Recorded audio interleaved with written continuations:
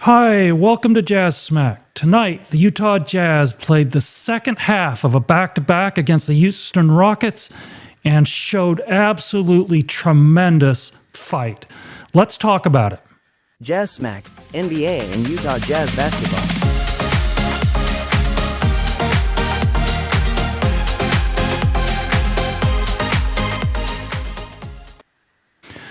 So tonight, it was a whole different story from what we saw on Sunday. And tides changed. Completely different outcome, completely different team, completely different effort, completely different execution. And the Jazz showed tremendous fight in coming back and winning this back-to-back game with the Houston Rockets after losing last night so convincingly. It was absolutely impressive. And these are the type of things that we want to see from a young developing team, a young developing group of players. We want to see the fight first and foremost. The energy, the toughness, the physicality, and we saw that tonight. It was tremendous. And I got to give a ton of credit to, obviously, Keyonte was under the weather on Sunday night, Sunday afternoon. He came back, much improved game, vastly better. And he put in the Jazz into a situation where they could win the game. And you look at some of the other players on this team, players like Kyle Filipowski with the defense that he played on Durant. And Durant goes 10 for 25 in this game tonight. 10 for 25. He has 5 assists and 5 turnovers.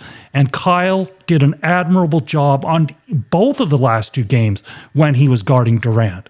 And that shows tremendous growth by Kyle on the defensive end. So overall, great team effort tonight. Superb play from top to bottom. I think we saw great contributions. We saw Walt get in the game, make a positive impact, and we've seen very little of that from Walt to this date, but we certainly saw that tonight, and Walt had a tremendous run in the minutes he played. So great effort by the guys. I can't give the guys enough credit. I absolutely agree. And to come back, not even having a chance to practice, think about it, et cetera, to come back the next game and be completely different. Not only a little bit different, completely different. They got blown out. And the game on Sunday wasn't as close as the score was. I mean, they just got hammered on Sunday, beat in every way, physically, hustle, everything. Now, Keyonte's game Sunday, let's face it. I mean, it's been said, you have to discount that one. That's not fair to judge him on that. He was sick. He shouldn't have played. I don't know if that was him or Hardy or both, but he shouldn't have played. He clearly wasn't ready to play. But he came back and played a good, solid game today. I mean, he shot the ball well. He assisted the ball well. Most of the things that he did today were good. Got to the free throw line, hit his free throws, etc. So you really have to give him credit for that. And I was very happy. I don't know, frankly, what Isaiah did that he got, the 10 or 12 minutes, but having, Walt come in, get his confidence back was really huge. So it was a fun game. I was really excited down to the end. I watched it all the way down to the end. I thought we were going to give up the lead, and they hung in there. So give them credit. They played really well, and I love the elbow, that Keyonte gave to Smith. Right? I mean, that's what he needs to do. Smith is a bully. He went right at him. He gave him an elbow. That's what we need out of our team.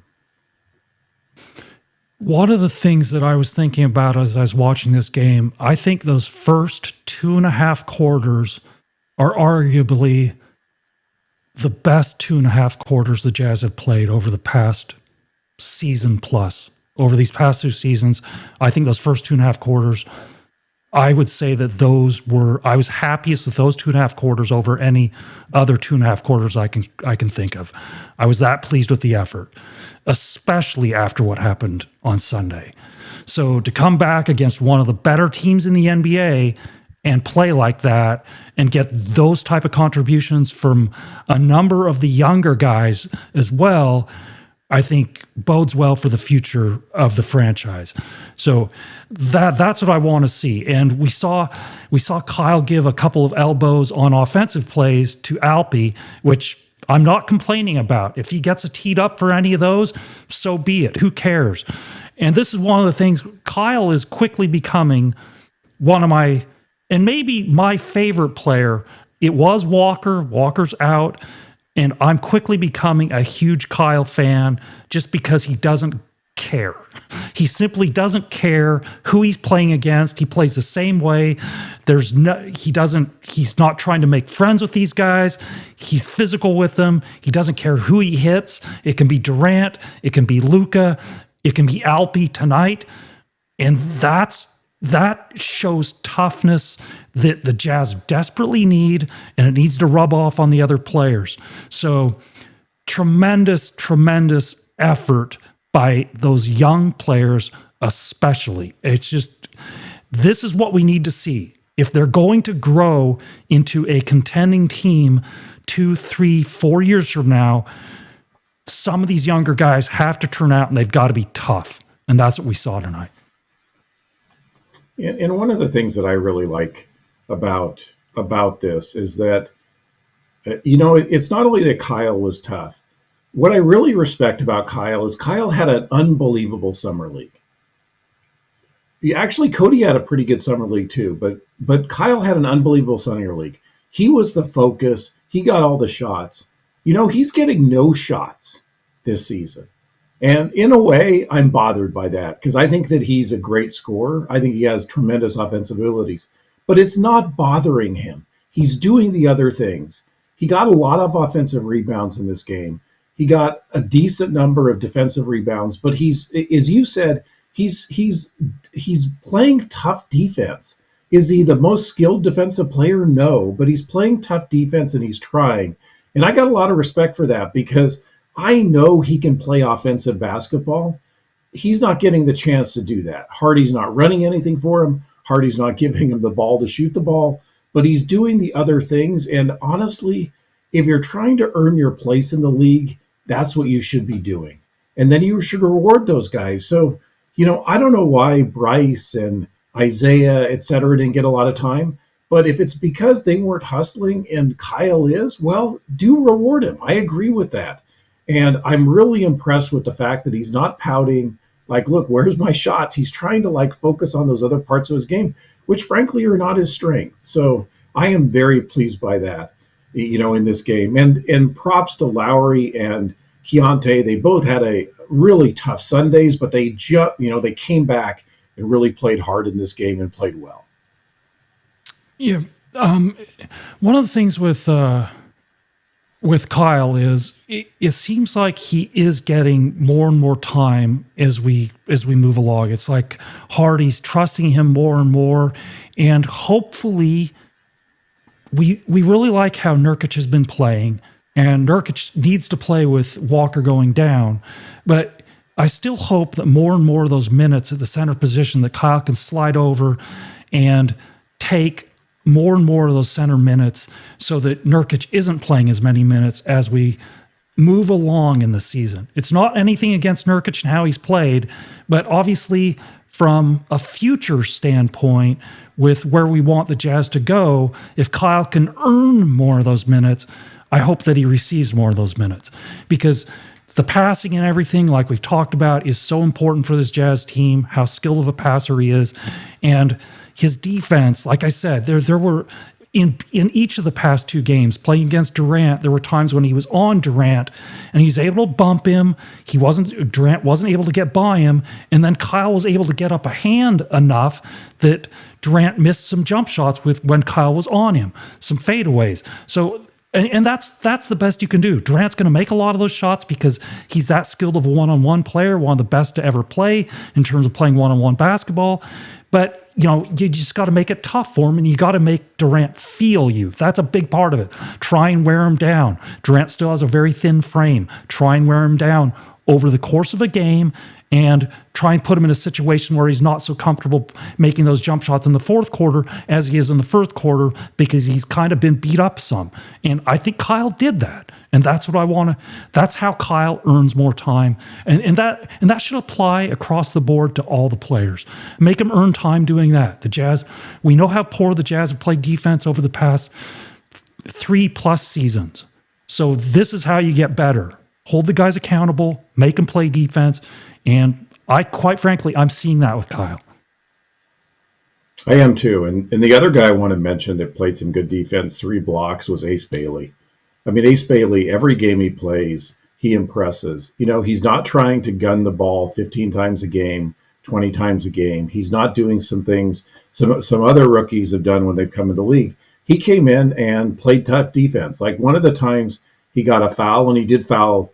I think it was Sengun going to the basket, and he did foul him. Maybe it was Jabari Smith or maybe it was Thompson. It was one of the 3, and he did foul him. But the reality is he's going out there and trying, and he's playing good defense. And if you look at his defensive statistics, and I know we've talked about this and we haven't got into this yet, and we're going to, is that if you look at the defensive statistics when Ace first started the season, they were really bad. Now, we saw all of the flashes of his offensive skills, but they were really bad.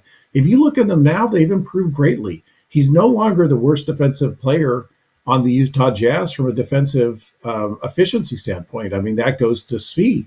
He's now middle of the pack. And, if he started so poorly and he's middle of the pack, which means that he, the last 10 games or so, he's trending to like one of the better defensive players on the team. So it's very impressive. And just one comment on Kevin Durant is you said Kyle bumped him a few times and he missed those shots. I'm amazed when Kevin Durant misses a shot. I mean, night and day, he is the best player on this court tonight. He is so good. So notwithstanding his 10 for 25 or whatever it was, that guy is so good at his age. I mean, unbelievable basketball player.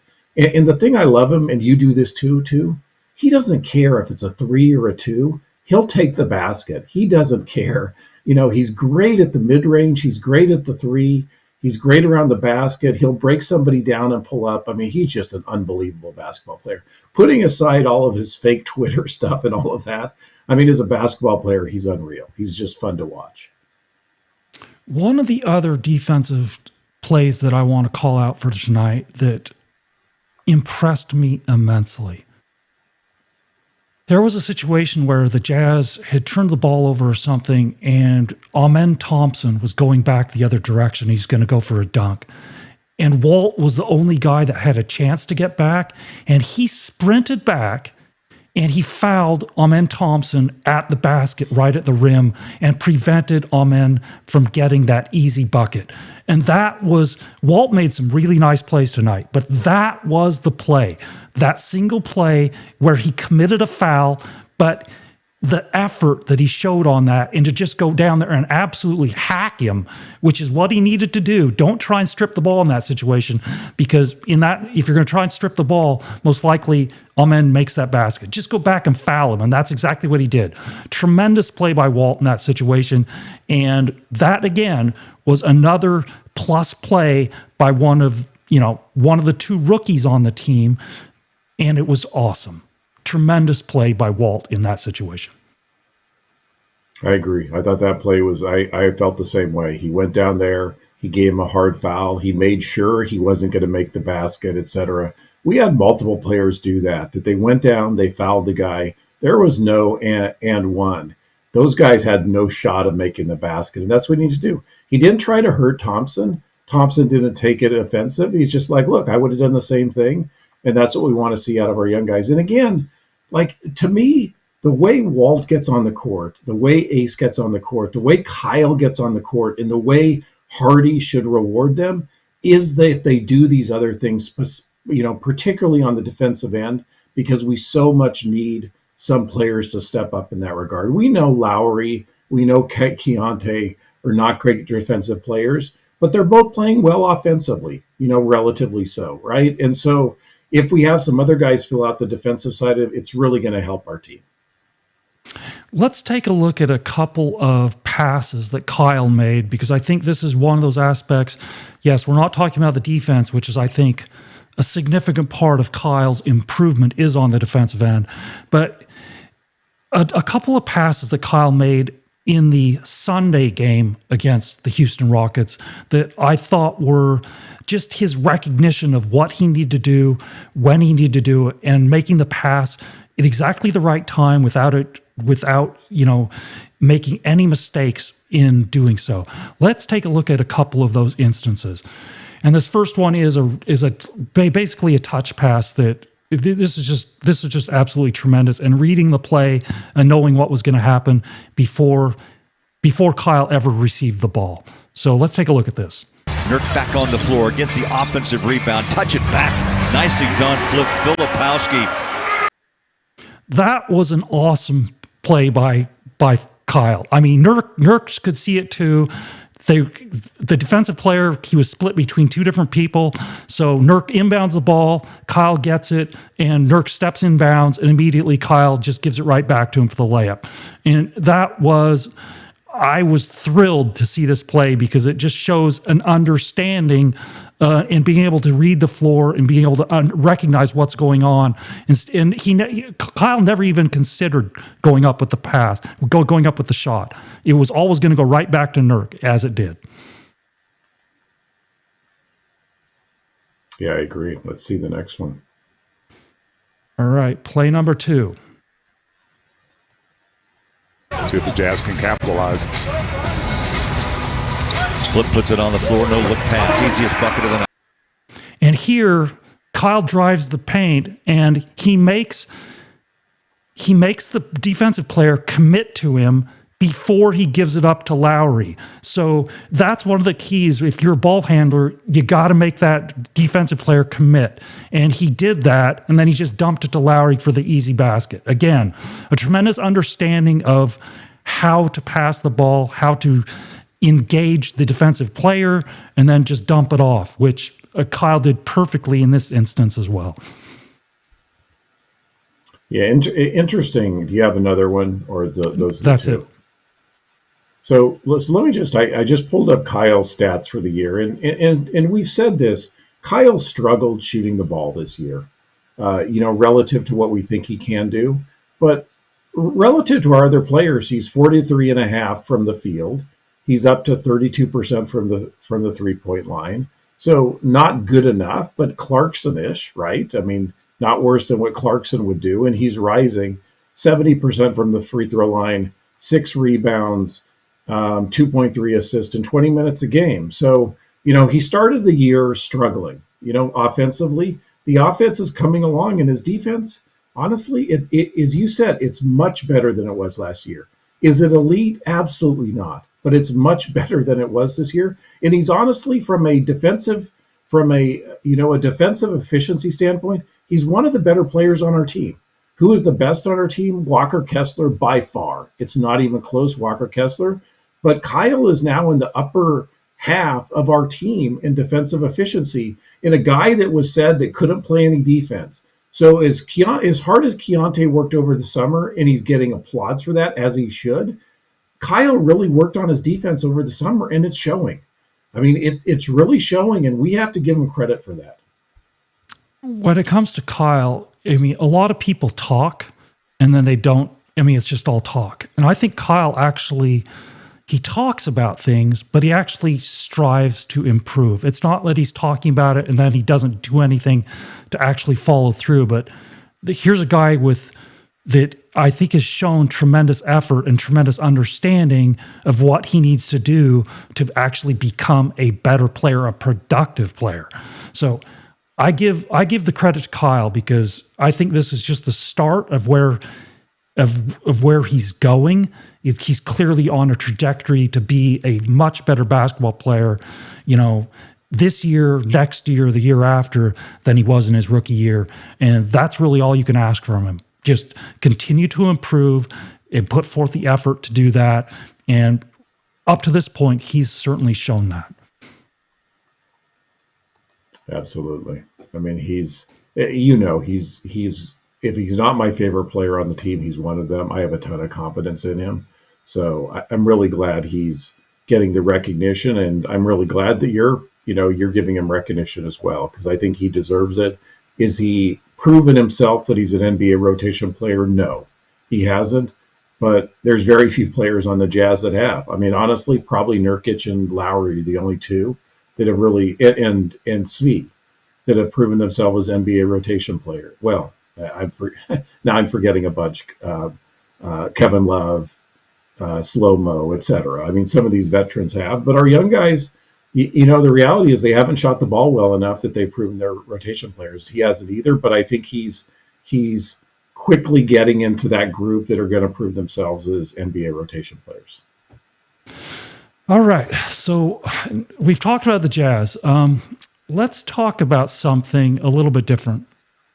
And that's something that I heard. I didn't hear Stan Van Gundy say this himself, but I heard somebody had mentioned that Stan Van Gundy had said that the best 20 basketball players of all time have all played the game in the past 20 years.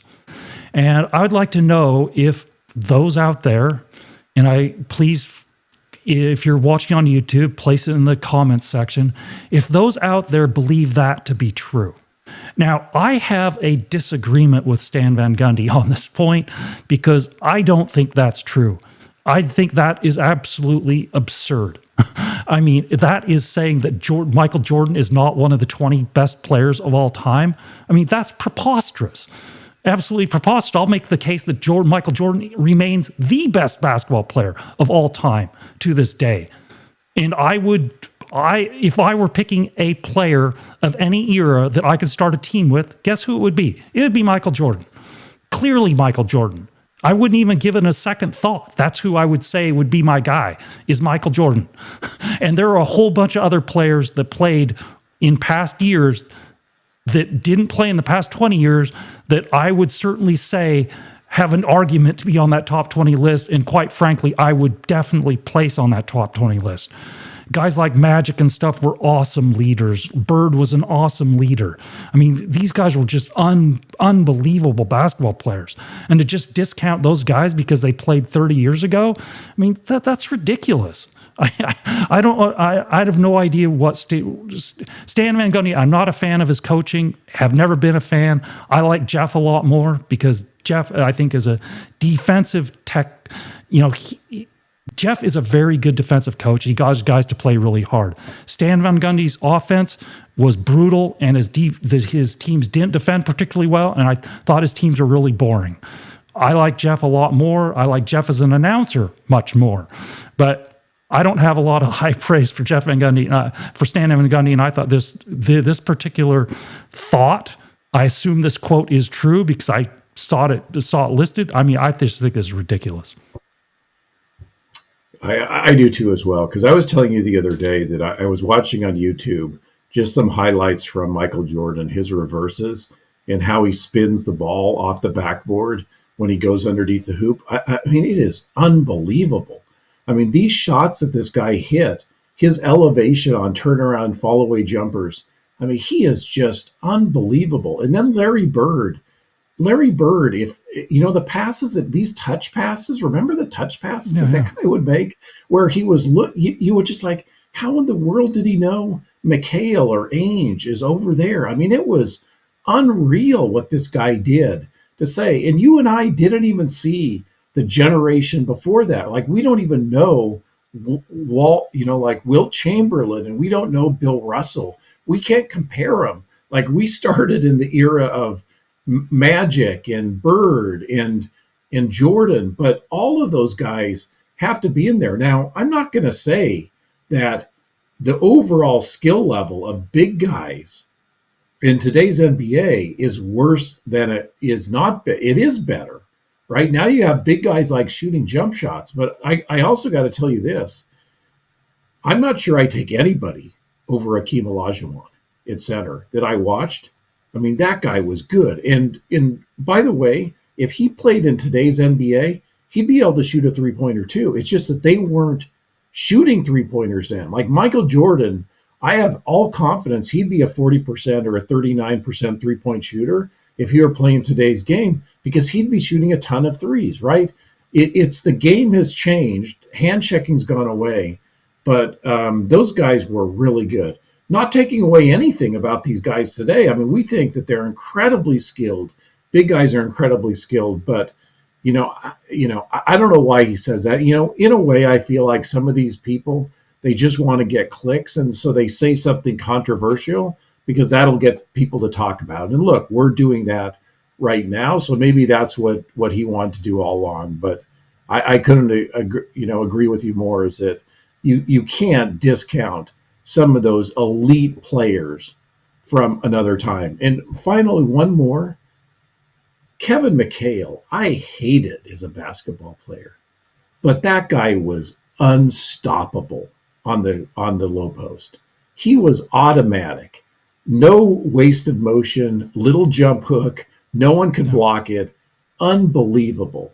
Then he would have a drop back to the if somebody like overplayed him on his hook, he would do a drop step back and lay it in backhanded over the rim. I mean, it was just, he was so good, on what he did. He didn't do a lot of other things. It doesn't matter.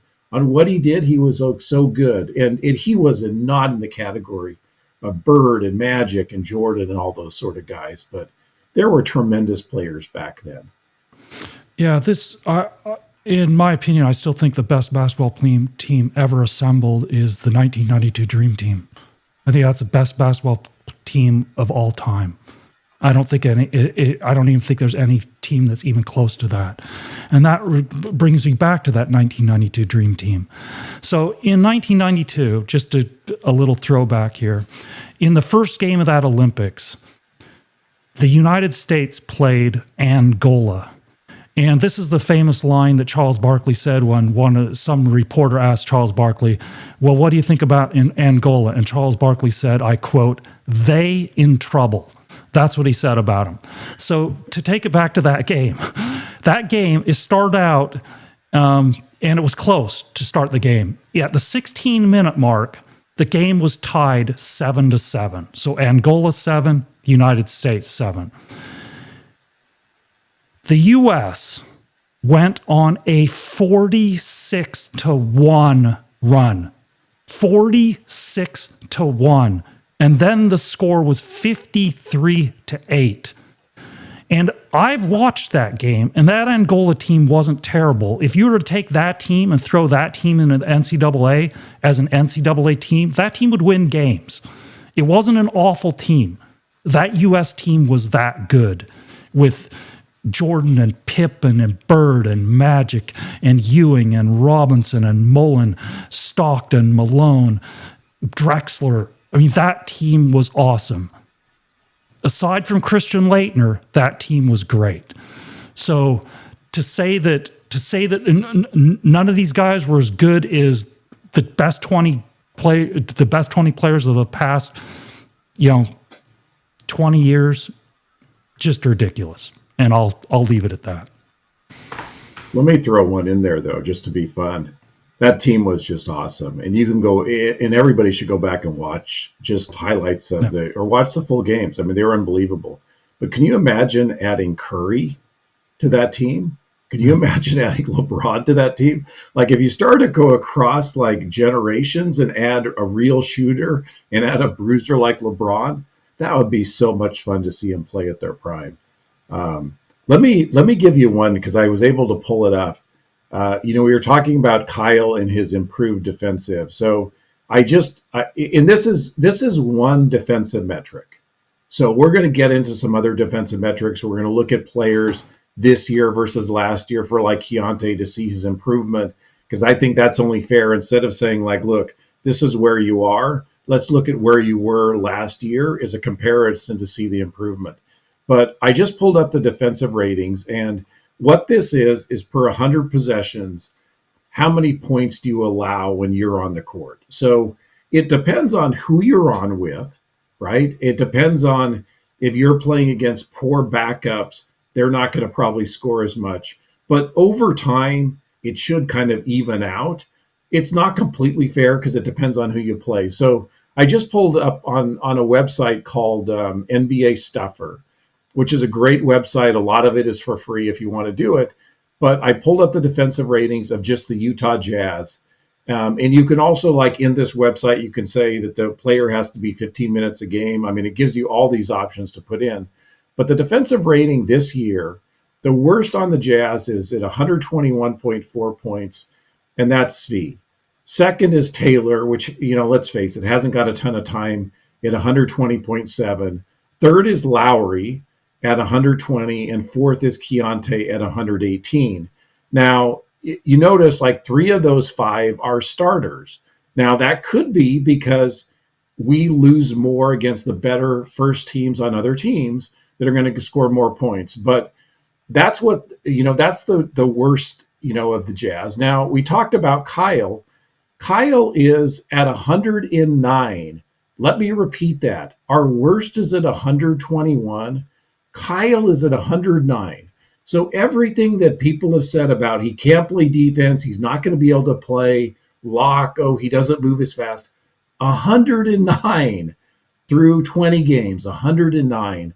That's what he's doing. So, and this is before tonight. And then the best on the team is not Walker. Walker's at 106.5, and Nurkic is 105. 105 for Nurk.